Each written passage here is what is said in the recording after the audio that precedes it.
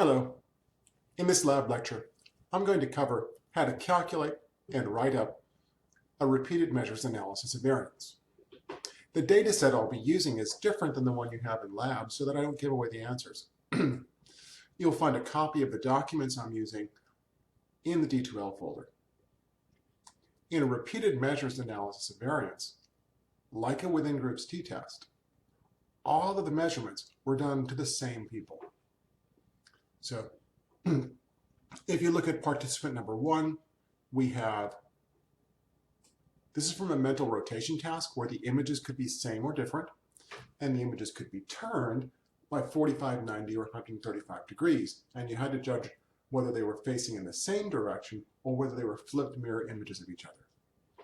So you can see one of the tasks here was different images, and it had 3 levels, and I highlighted them on the screen, 45, 90, and 135. The other task here was same images with the same 3 rotation angles. So the way data is arranged on the screen for ANOVA is you have one of your factors here is same versus different. Factor means a dependent variable. Right? That the task, same or different, differed. The other factor was angle, and it differed, and there were 3 levels of that factor. So I want to cover how to run and how to write up the ANOVA. So it's under ANOVA, and we're going to pick, there's lots of different ANOVAs. We're just covering one of them. We're going to do a repeated measures, which is a within groups. Our factor 1 here is going to be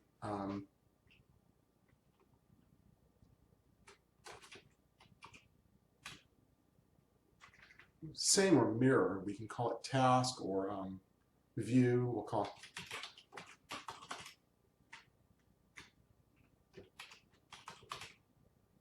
We'll call it mirror image.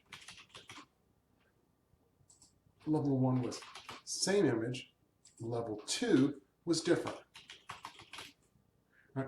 So we have this first factor called mirror image, same or different. We then have a second factor called angle.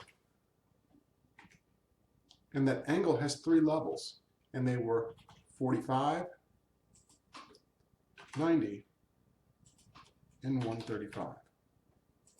Right? So the first thing you do in writing, in calculating an ANOVA is identify your factors. Factor means the same thing as independent variable, and then label your levels in this top right box.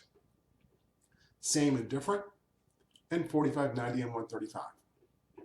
The next thing you do is you take the data here on the left where it says D45, D90, and all the variable names that we just did, and you put them into the cells. So it asks for same 45, same 90, same 135, and now you can see down here it asks for different 45, it asks for different 90, and it asks for different 135. Right? So you populate the cells with the correct variables. Almost done. We asked for a measure of effect size. Eta squared, this funky looking n is actually eta, the Greek letter eta. That's effect size in ANOVA. There's 3 different choices. We're just going to pick straight up eta squared. It's a long story about which one's a different estimator, and not all statisticians agree. The last thing we'll do is we'll add a plot because we can. So we look at estimated marginal means. I'm interested in the effective angle. Right? So as the angle changes, how does reaction time change? And then I want to take the mirror image and do separate lines for them. So I'll drag it over. Now we can look at the numbers. I usually look at the means or the table of means or a graph before I try and interpret the data, before I look at the f-tests. If you look at what's happening here, these are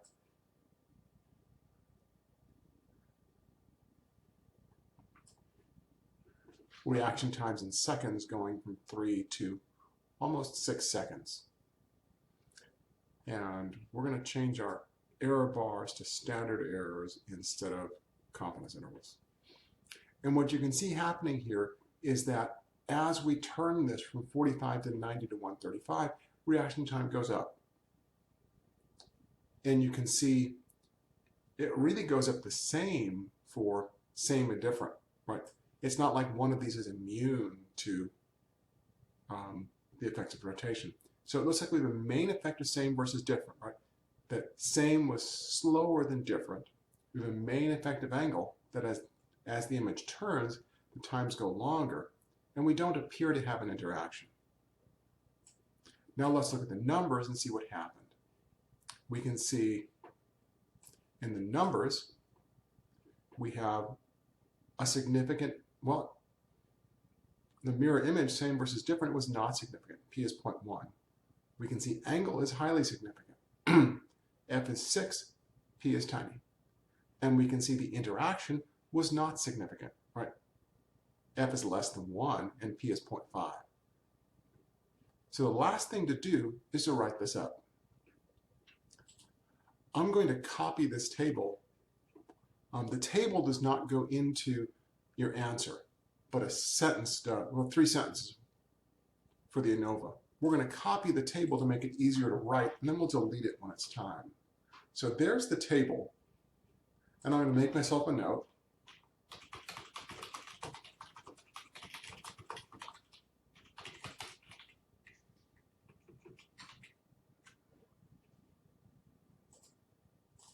Delete this after writing the sentences. So then the first thing you do is you explain what the numbers were and which analysis you chose. Right? So you have to introduce what you're doing in the first couple sentences of any paragraph and results. So this was average reaction time was calculated. You had accuracy for your data. This is reaction time. So you would just say accuracy was calculated, or number of items, or span was the longest sequence correct. You have to explain what the numbers are. Right? If we put a figure in here, now you've already presented your means, so you don't need to do this.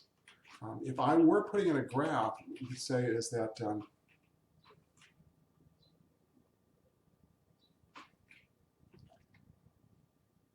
we would then say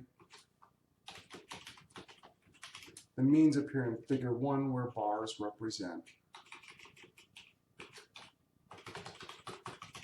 standard error.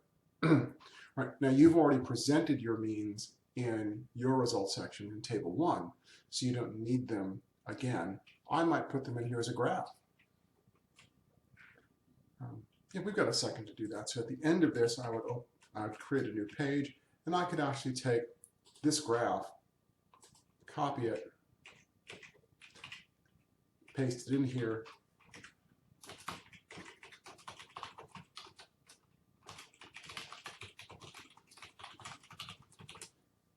and put a caption on it. Figure 1, reaction times from experiment 1.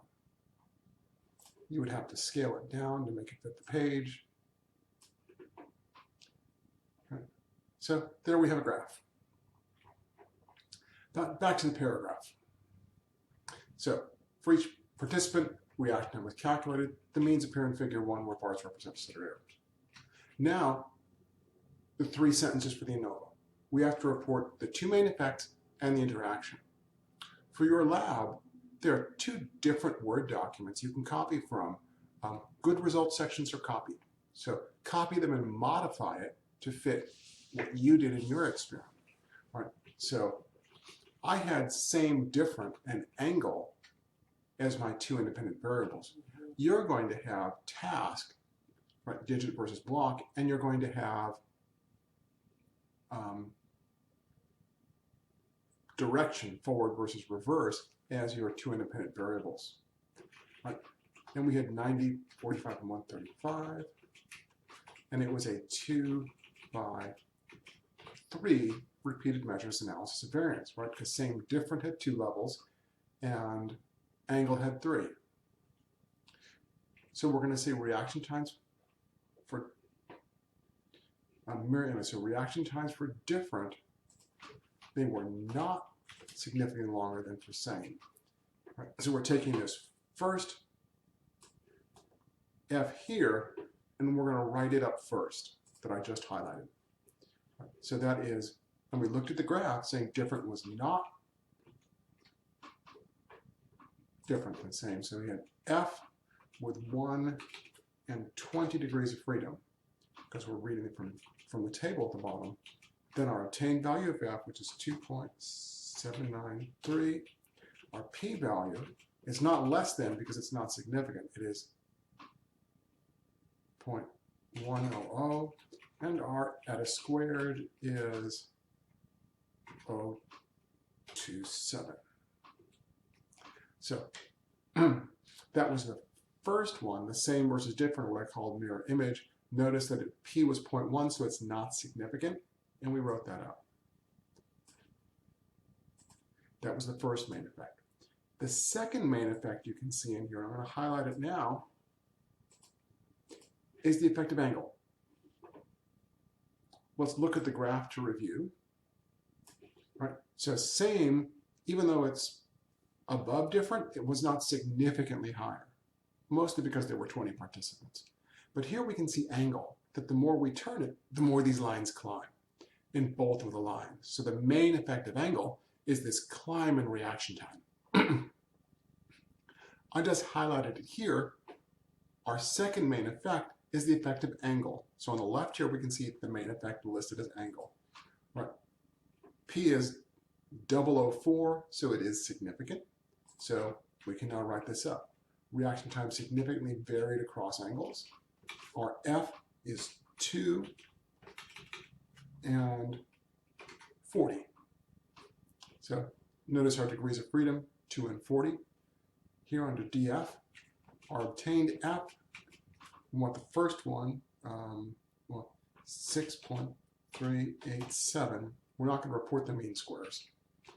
We have, you can report exact p-values or less than, so 004 is less than 0.05. We'll just do p equals 0.004, and our eta squared as 0.047.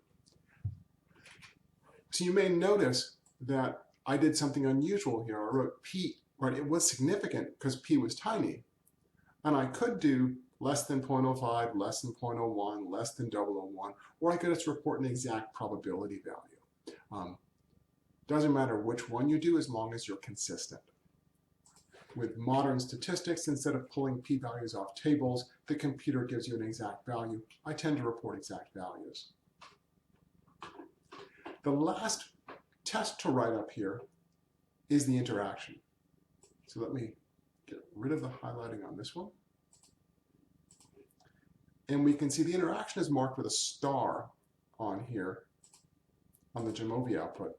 It's mirror image, right, same different by angle. And you can see our F here is tiny and our P is huge. Our test statistic tells us nothing's happening because it's nothing, right? Test statistics are fractions of good variance effect over bad variance error. And they tend to be 0 or close to 1 when nothing's happening. And they can be big, 6, 7, 8, 14, 35, if something is happening in a main effect or an interaction. Here, there's nothing happening, and our p-value is 0.5. That's a car that doesn't start half the time. Right, so p, the reliability, this is not a reliable interaction. Again, if we look at the graph, these lines are mostly parallel, right? With an interaction, we would see them diverging, splitting apart. We would see them crossing, or we might see them converging, non-parallel. These are mostly parallel. Angle does the same thing to both. There's no significant interaction. So let's write that up. And it says there was not a significant interaction of angle and same different. Now yours in the digit span will be task and direction, right? You name your two factors. The last thing to do is to put in the values off the table. 2, 40 are my 2 degrees of freedom. My F value is 0.648. My P value is 0.529, and my eta squared is 0.04. few things to notice. Well, so that wraps it up for the paragraph. The table I just put in here, the within subjects affects the ANOVA table, I'm going to delete that because we just wrote a paragraph about this instead of putting the table in. Almost all the time for analysis of variance, it goes in a paragraph and you don't put the table in your paper. So we put it there to write the paragraph and then delete it. A few things to notice about the format here. F, the name of the test we did, is always in italics. There are spaces before and after the equal signs. I did not put my parentheses in italics. P goes in italics, but the eta doesn't go in italics. That's because you cannot make a symbol special twice. It would be like boldface, all caps, with highlighting and 6 exclamation points. It's tacky, right? It's already special by being a Greek letter. You cannot make it twice special by also putting it in italics. So statistical symbols go in italics unless they're Greek.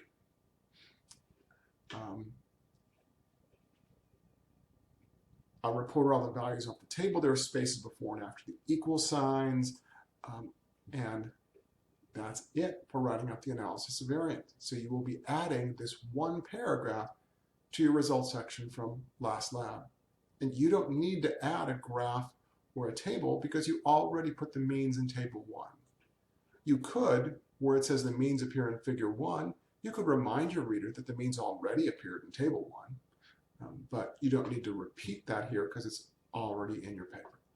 And that's it for writing up a 2x3 analysis of variance. Yours, of course, will be 2x2.